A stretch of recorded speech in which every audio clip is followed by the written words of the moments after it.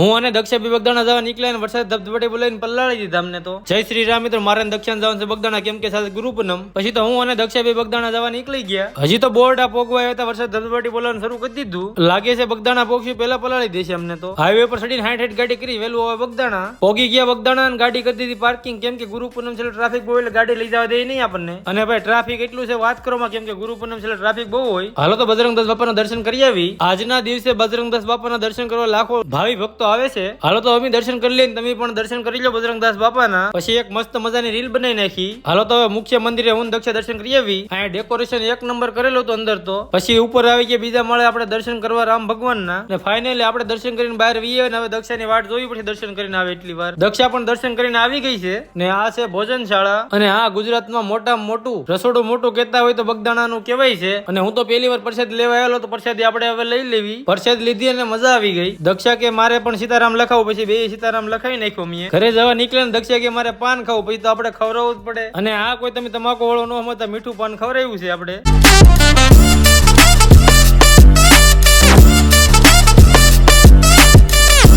હવે અહીંથી આપણે સીધું જવાનું છે ગઢુલા. હાઈવે ઉપર સીધા તો દક્ષા કે મારે રીલ બનાવી તો દેવી પડે આપણે, રોટલા વગર ના રહી.